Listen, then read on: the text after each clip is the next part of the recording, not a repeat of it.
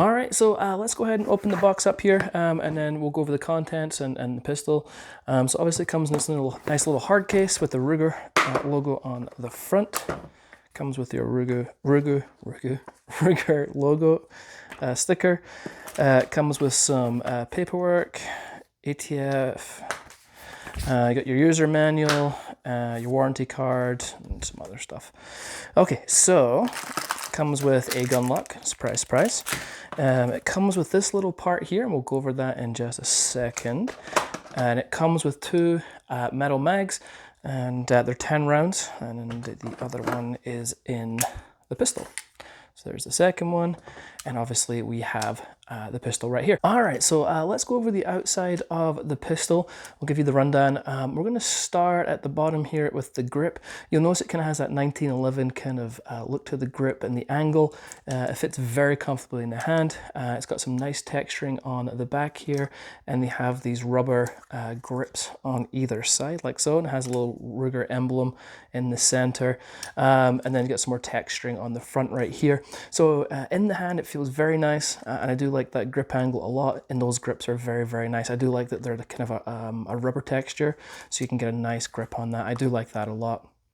We're actually going to turn and look at the bottom here, and this is obviously the mag well, and you're going to notice there's a little difference. Maybe hopefully the camera will pick this up. There's a little push button right here, and what that is for, let's insert a magazine.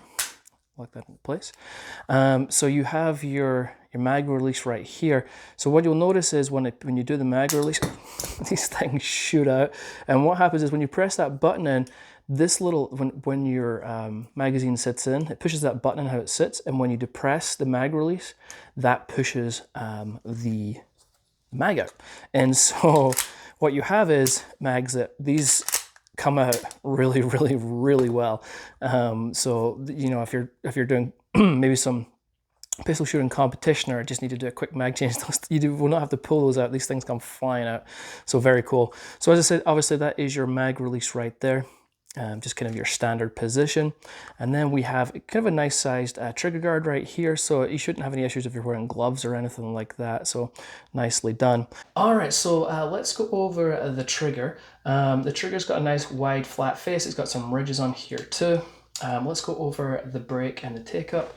So let's do it this way. So you can see here you've got some take up, and then you've got the wall, a little bit of, there we go. And it's got a very nice, clean, crisp break. Just do the reset. It's a little hard to push my thumb over there. Reset, got a little bit of let out. And then you hear it's very tactile, very audible. It's not super tactile, but overall it's a very good trigger. Again, I think the break is awesome. So the trigger pull comes in with my Wheeler trigger scale. I've done it a couple times now. It comes in around about the 4 pound mark. So yeah, good trigger overall. Very happy with it. Moving up to here, you can see that white piece in here. See, I push down, that is the red. Obviously, this is your safety. And the location of the safety actually feels pretty good. The one thing I've noticed when I was shooting, I was putting my hands up to do the normal grip. My hand would actually rest on the safety. Not a huge deal, obviously, but it was almost like it felt like almost like a little ledge for my thumb right there. So just something. It'd be different if this was like if you push down and it engaged the safety. Obviously that wouldn't work because this is down and it's on fire. You can rest your thumb on there if you want, but that's how it. You could move your thumb down, but typically I would put it up here is how I was feeling it, and it would kind of rest on that safety right there. It is an ambidextrous safety. As you can see right here, it doesn't have a color code on this side though, but if you're left-handed, sure that will work for you. If you don't like this ambi safety on here, maybe you have larger hands, maybe it's going to rub against your hand or something like that. For me, it doesn't bother me, but again, it might bother you.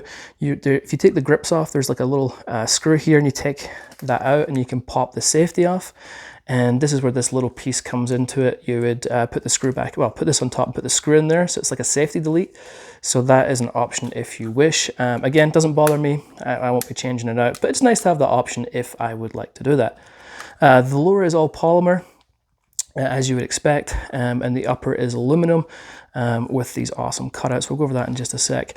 So moving down just a little bit, we have our bolt catch and release right here. I don't have to make any. So if you want to pull, sorry, so it's going to be a little hard to do on camera. Pull that back, push that up, and you have your bolt lock. And then you can either, it's a little firm to push down on the slide release, or well, bolt release, I guess. So if you're having troubles doing it that way, you can simply pull back and then push that down and let it go forward, whatever works for you. So, but as I say, if this is pulled back like so, and then you're trying to push it down, sometimes it's a little firmer than I would like. Again, not a huge deal. So let's move up to the back here. As I said, this is your charging handle / bolt. It's all kind of in one, so it's not a typical kind of pistol configuration with your slide and things like that. Still works in the blowback design, but this is your bolt, and we'll pull this apart, and I'll show you that in just a second. We do have an adjustable rear sight here. Now, when I took this to range and I started shooting, right out of the box, it was definitely shooting low. I had to tweak this a little bit to bring it up. And then even so it's just a little screw here for the elevation, and the windages on this side. There's a little screw right here. I was still going to the left. I didn't have a little screwdriver with me to kind of adjust that. So when you watch the videos of me shooting, that's why it's still off kind of center sometimes. Nothing to do with my shooting. So I did need to adjust this just a little bit more. And then we'll go over this in a sec. And then we have the front sight right here. Now, one thing we'll just turn this here, you'll notice is the sights are all black, and you do have some ridges here and here to stop kind of reflection. One of the issues I had was I could not pick up, or had very hard time picking up that front black sight, especially with the targets I was using, because I was using obviously dark targets, as you've seen in the video. So I would, if you're going to keep these sights, I'd highly recommend putting a white dot of paint or something like it on the front here, so you can pick that sight up, or you can switch this out. It's really simple. Just like a little screw in here, and you can buy these front sights, fiber optic sights, for like 20-30 bucks for the front one. And I would still leave these rear ones on, but I definitely would change that out to something that I can actually see, that I'm going to pick up with my eye, because I had a really hard time with that at the range. That's my only complaints with these sights. Other than that, they're pretty good. As I say, either a white dot or change that out to a different sight. Or you can even buy a rear sight with dots on it if you want to switch this out to. It does have this Picatinny rail up top here, which is kind of convenient. Obviously, for me, I'm definitely going to put like a red dot on this, Holosun, Trijicon, I don't know, something, maybe even a Vortex, I don't know, something to put up here. I'll definitely be putting something up here at whatever I decide on. But yeah, so you have this up here, so you can put on pretty much whatever you need. And the slide, it does have a couple of branding parts. It's engraved with Lite here, serial number on the side. On the side here, it's got the Ruger Mark IV, and it's 22 LR, Prescott, Arizona. So the engraving actually looks really nice. It's not like in-your-face branding or anything like that. I think it looks pretty classy, so I do like that a lot. And going to the front here on the barrel. You can see there's a tiny little barrel. This barrel is actually a cold hammer forged barrel, which is awesome. And then you have these kind of lightning cuts. I don't know if it's more cosmetic. I don't know if it's going to really do that much. Maybe lighten the gun up a little bit more. But anyway, cosmetically, they look pretty cool. A lot of other colors of this gun, because there's a lot of variations on color of this gun, have different cutouts. So the black one comes with this type of cutout.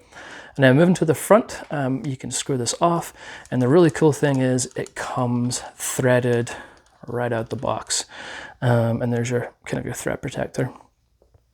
So I do have a mask. I bought a dead air mask to go with this, but obviously I'm going to be probably waiting a long time to receive that. So I do plan on suppressing this also, because I think it'll be pretty fun to shoot. So anyway, so you have a little crush washer on the end.